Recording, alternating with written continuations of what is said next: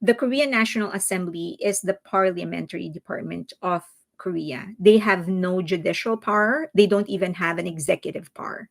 So for those of you who belong to a country where there is a separation of that, where there are different departments or divisions of the government, you would know that there is the judicial, the legislative, and the executive.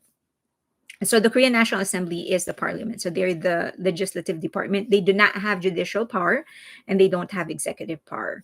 So they cannot compel people to do something. Let me just clarify that. They cannot require anybody to do something. If they want anybody, if they want to compel somebody or force somebody to do something, they're going to have to ask the judicial department, the court, to make that person do it. Okay. Um, this audit that they do is supposedly in aid of legislation. So they do all of these things so that they can create or write laws that will make it better for the country, or for certain sectors of the society. So that is, they cannot prosecute and they cannot punish. Okay, so it is not their job. That being said, it is not their job to investigate. It is their job to audit. And there's a huge difference between the two. Okay. Now, in this, they actually were inviting Bang Shiyuk, but Hybe actually sent the CEO of B Lift Lab. But their target was Bang Shiyuk. Okay. Now, Hybe, the main subject of what they were investigating is the brand perception study that Hybe regularly does to keep track of how the market is perceiving their brands or their artists or their products.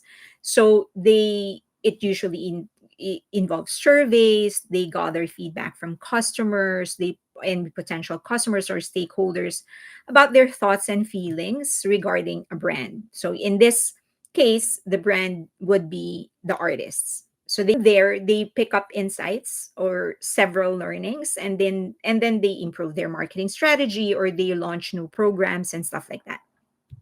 Okay. So here are some of the fan comments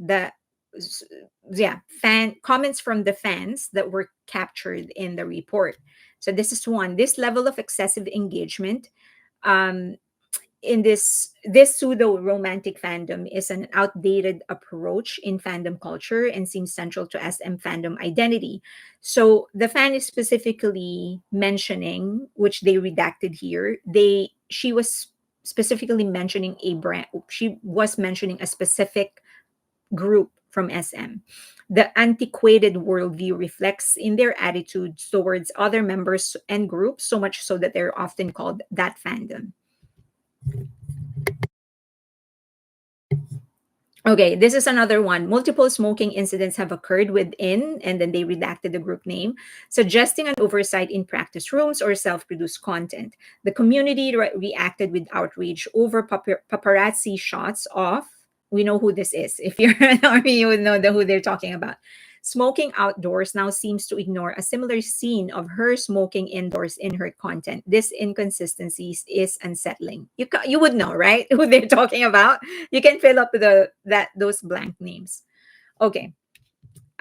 Reports suggest that staff at agencies group frequently gather at girls only cafe, and then they mention the specific cafe, to enforce fan behavior. Their consistent appeal to women in their 20s and 30s seems to be bolstered by engagement from places like the name, with rumors that the agency directly supports this. They cause disturbances by reacting to negative posts about armies. You would know, if you are watching closely what's happening, you would be able to fill up these things and lead in disparaging other boy groups, fueling rumors about untouchable status in the idol world.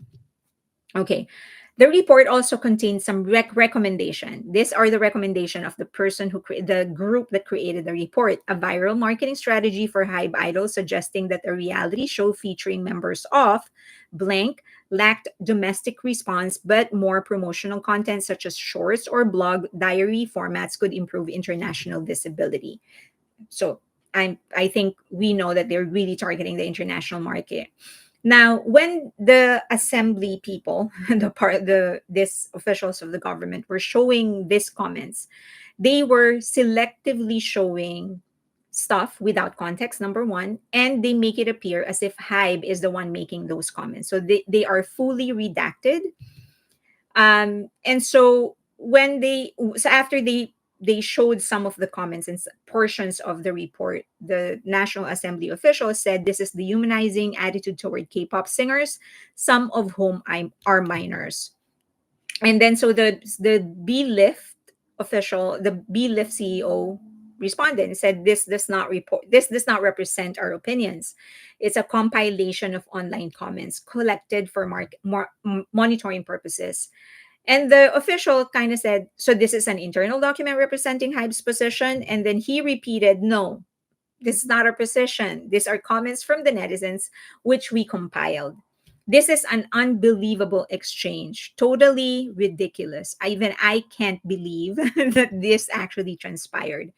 So he said, like, you just admitted that your company created the document. So, but why are you even denying that this is your stance if you actually compiled it? You're confusing us. And so he calmly, the CEO of Lift Lab, very, very calmly emphasized it is Hybe who compiled the comments and put it in this report, but this is not our opinions.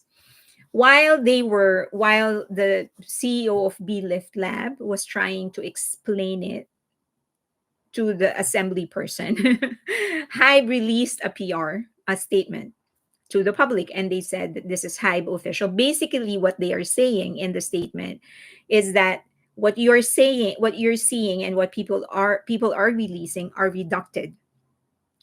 It is maliciously redacted to make it appear as if Hybe is the one that's saying all of these things. So whoever did this will pay. We will know who you are. We'll hunt you down. And then they release the entire report. Okay. So the officials learned that Hybe released a statement and was very, very upset. And they said, you release a statement in the middle of an audit. Are you undermining our authority? And I guess the B-Lift CEO didn't know that I've actually released the statement, or he was acting. And he was like, what statement? So they read it to him. They read the entire statement. And then after they read the entire statement, the B-Lift CEO said, is that the whole statement? This is so funny. Is that the whole statement? And the official was so angry, and he said, why does it matter if it is a complete statement or not? Like, it doesn't matter. Why did you do that? Are you undermining our authority? After which he actually apologized and said, we observed, and actually explained why they released the statement. He said that we observed significant distortion. So they said why they actually released the statement, that your people are releasing maliciously redacted portions of the report. So they wanted to address that and stop the spread of misinformation, which they were able to do. And they said that they did not intend to disrespect. So he was punished. He was put into I'm sorry, this is so funny. So he said, you're gonna have to stay until 10 p.m. We're going to investigate you starting 10 p.m. It's like yeah, so he was disciplined by and then the CEO of Lift actually apologized. He said, I accept the criticism. I'm sorry. We were just really trying to control the misinformation during the audit. We wanted to do it quick. We promised that we are not going to investigate who leaked the document anymore. So after that, when he made that promise, then he was let go. So he didn't have to stay until 12 midnight. I was like, okay, you're forgiven. Okay. Now, another thing is that Min Hee Jin apparently submitted things to the National Assembly.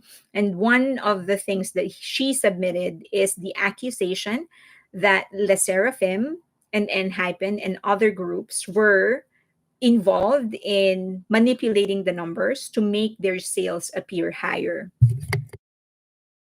They probably already know who. Okay, so this is actually absolutely ridiculous. Number one, she said that Enhypen's dark blood album that they claimed it sold for 650,000, when in fact it was never released to be that. They never claimed that it sold 650,000 in Oricon in Japan. They said it was 182,000, and they published it. One of the fan pages of Enhypen, one of the fan clubs of Enhypen actually published it. So it very very clearly showed 182,000. So where is she getting these numbers? Again, nobody is double checking anything that she's saying. She's just making claims, and nobody is making bothering to actually double check if these things are true. Where did she get that Enhypen actually claimed that they sold 650,000? The other thing is there was a lot on her report that covered a time when Enhypen wasn't yet under Source Music. Sorry, when Source Music was still not under Hybe. And also, we have forgotten that it is actually New Jeans who was clearly involved in chart manipulation, because they claimed that because Min Hee Jin was so confident about New Jeans being able to sell 3 million that they will be able to surpass Blackpink's sale, and that's why she had 3.5 million units printed, the album. But there is 1.61 million units that remain unsold.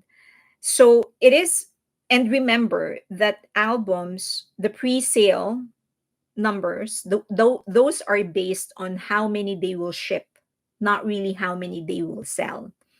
So she was the one who was actually manipulating the numbers, not B Lift Lab. But again, it's amazing that people don't remember these things. That when she says something, they will just accept it and not make any kind of investigation. That's one. Second thing I observed is that whenever she gets criticized for something, she will use that same criticism on someone else. So when somebody accuses her of something, she will accuse somebody else of the same thing. And the media will just pick up on what she said and not on the original issue. Okay. So just certain observations.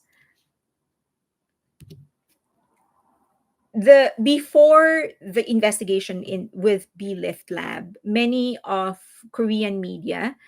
members of the Korean media already started criticizing the assembly, um, because of the things that they're doing. That this is just, it's absolute, all these things that they're doing is absolutely ridiculous. One of these articles that was written by Park Jong Hoon, and she said that if Min Hee Jin, because Min Hee Jin said Park Jong Hoon said that Min Hee Jin specifically said she's going to win because she didn't do anything wrong. So this article talked about the four things that she needs to prove didn't happen or explain if she actually wants people to believe that she didn't do anything wrong.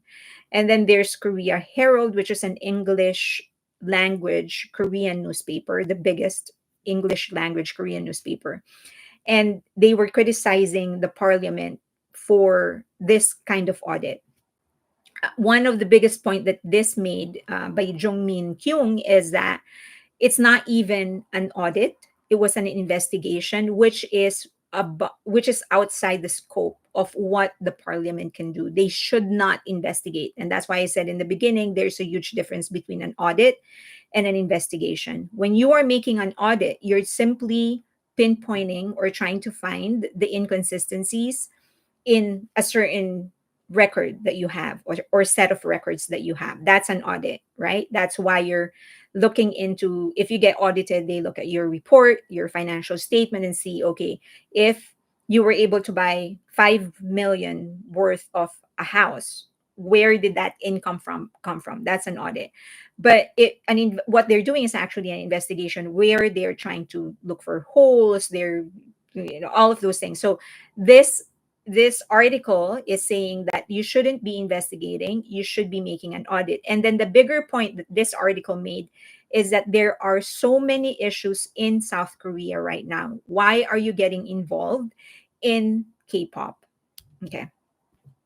Now, the some people were asking, why did the assemblyman insist for Hyde not to seek out who the whistleblower is, or who is the person that sent them the document that they were referring to? That is not totally unprecedented, and that is not a totally unreasonable request. Okay, not entire. It's a gray area because you want whistleblowers to feel protected, right? If, for example, I am a witness to a crime, I want to know that if I say something, I would be protected. However, however, this this thing is malicious. What happened is actually malicious because they were provided a document that were inconsistent with the truth. It was maliciously redacted. So if you want protection, if you are a whistleblower and you want protection, you better be saying the truth. But the minute that you lie, you're not a witness. You're a manipulator, you're a liar, you're trying to cause chaos. So just to be fair, that is the request of the assemblyman is not totally unprecedented. The assemblyman was using a manipulated document. They either didn't do due diligence or they simply didn't care.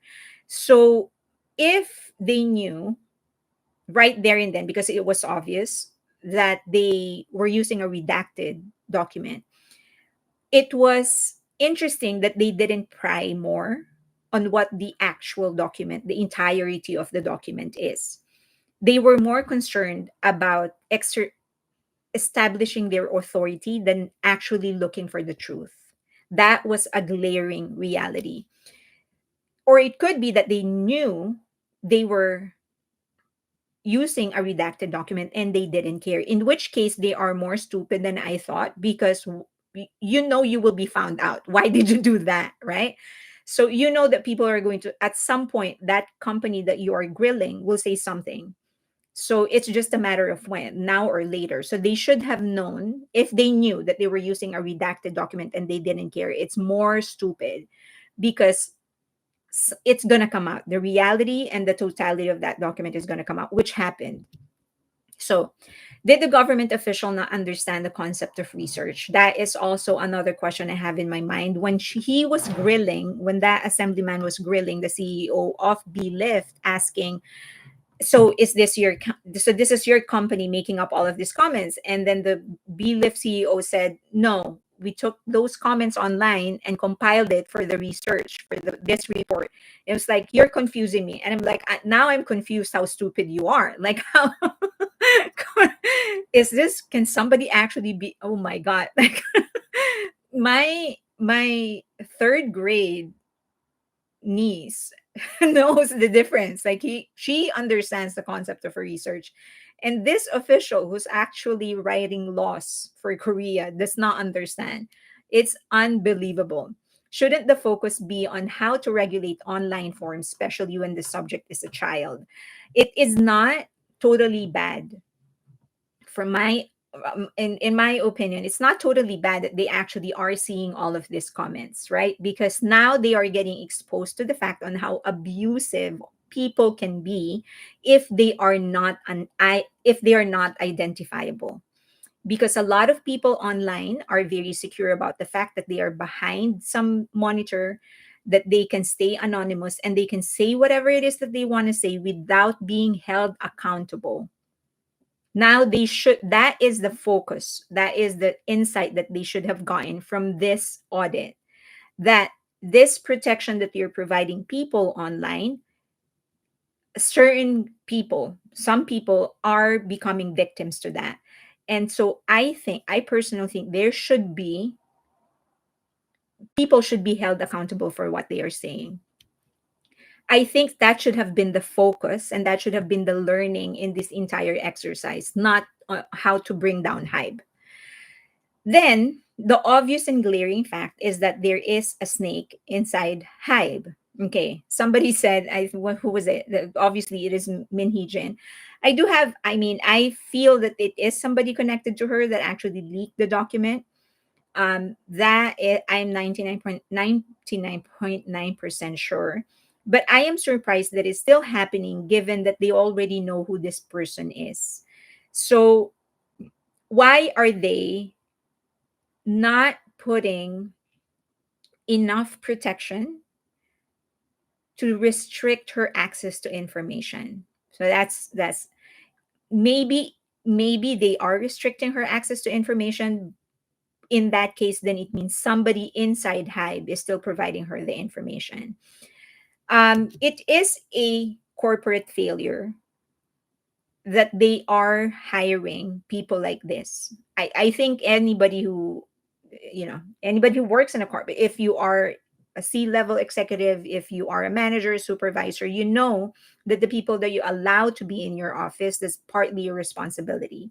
So the mere fact that they're getting people like this who can do these things, that is a corporate failure. But given, okay, it's already there, they need to clean house. My primary concern is that I don't want these people anywhere near the vicinity of BTS. I don't even want them within the same dimension, not in the same universe. So they just need to clean house to make sure that these people don't get closer to BTS and that they don't have access to BTS or BTS's records. That's my primary concern. Of course, since I'm also a fan of TXT and Le Seraphim and Isle It, then I also want them protected.